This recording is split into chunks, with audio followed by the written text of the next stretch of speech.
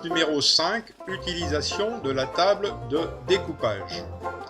Dans cette séance, nous allons voir comment nous allons mettre en place les rushs que nous avons définis et les couper suivant les notions que l'on a prises à l'étape précédente pour pouvoir les mettre sur la table de montage. Donc, nous allons dans le logiciel. À l'ouverture du logiciel, il s'ouvre sur cette fenêtre. Et sur cette fenêtre, vous avez ici les projets récents avec Balade au port aux cerises, comme nous avons décidé de faire ce projet. N'ouvrez pas avec nouveau, parce que sinon vous allez tout recommencer à zéro et vous n'allez pas prendre les éléments que vous avez utilisés précédemment. Donc, vous ouvrez Balade au port aux cerises. Vous avez le logiciel qui charge, vous voyez, là on est à 30, 37, 40 et ainsi de suite. Et il va y avoir le titre qui va s'afficher ici en haut et à gauche. Vous voyez, balade au port aux cerises.vf. Et pendant ce temps, le logiciel va chercher tous les éléments que vous lui avez donnés comme lien. Et avec les petits logiciels, les petites liaisons, oui, les petits logiciels qui sont avec, il ramène tous les éléments sur ici dans le média de projet. Alors, on va commencer par le premier élément ici que je vais utiliser suivant le programme que nous nous sommes établis. Ici, je fais un clic droit sur le document et tout à fait en haut dans la fenêtre qui apparaît, il y a ouvrir dans découpage. Je clique dessus avec un clic gauche. S'ouvre la fenêtre de découpage avec ici en haut, au milieu de cette fenêtre, apparaît donc le titre du document, son chemin, d'accord, pour y accéder, J, court montage et ainsi de suite. Ça, c'est la première, avec ici une fenêtre, et c'est une fenêtre de prévisualisation qui est complètement indépendante de celle-ci. En dessous, nous avons un autre élément important. Ici, nous avons la bande du rush avec la vidéo au-dessus et l'audio en dessous. Dans cet élément, nous avons l'espace-temps entre le 0 ici et l'espace complet ici. D'accord? La fin ici. Vous avez sur toute la distance ici.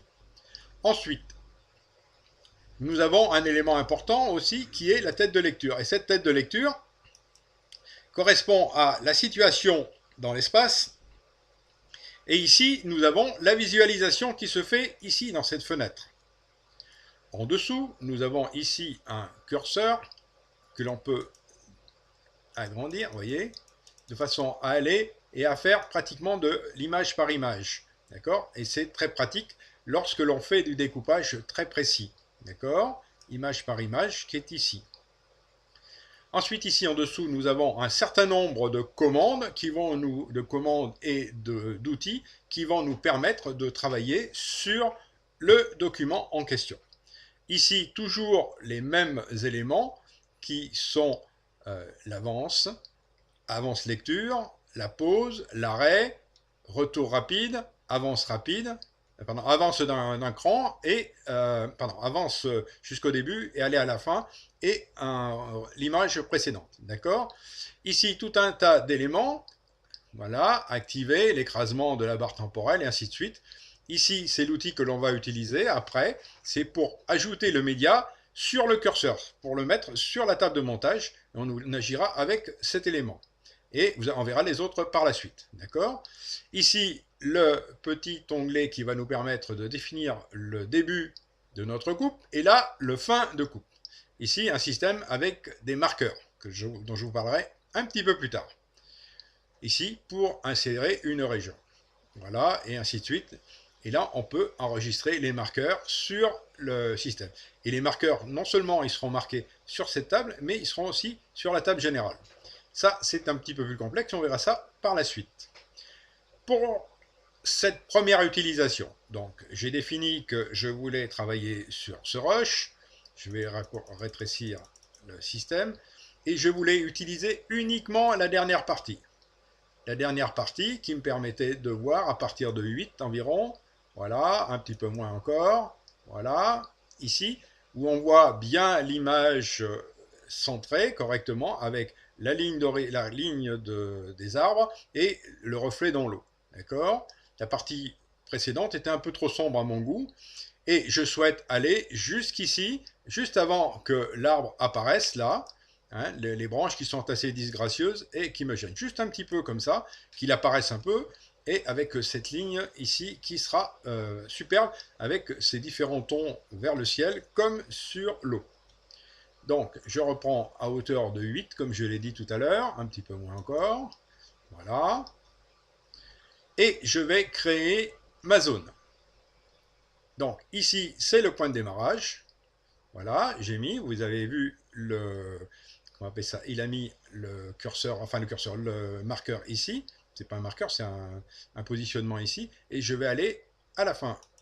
La fin, j'ai dit que je voulais un petit peu moins encore. Voilà, un petit peu. Voilà, encore un poil.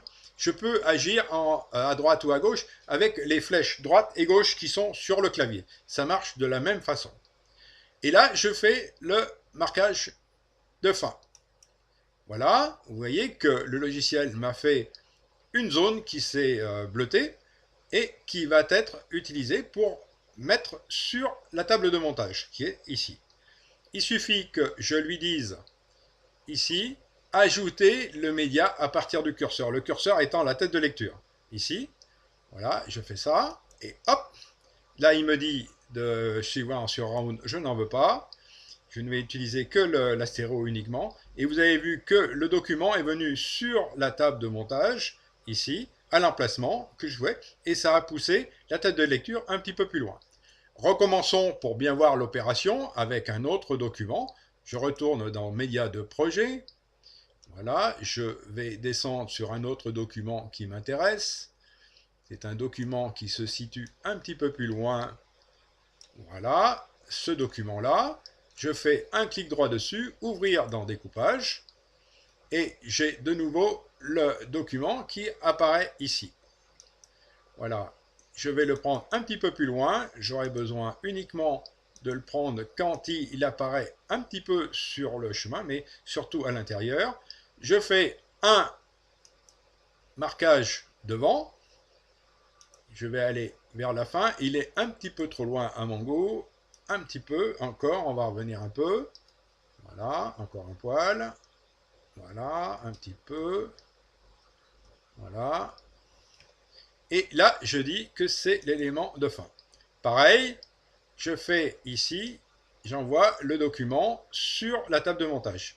Et il n'y aura que cette partie qui ira sur la table de montage. Voilà. Je peux dire aussi jusqu'au curseur, mais il se mettra de l'autre côté. Donc ici, après, et vous voyez que le document est venu se positionner après, et ainsi de suite. D'accord? Voilà pour la table de découpage. C'est un peu plus complexe que ça, mais pour l'utilisation que nous allons en faire maintenant, ça nous suffit pour l'instant, ça ira très bien.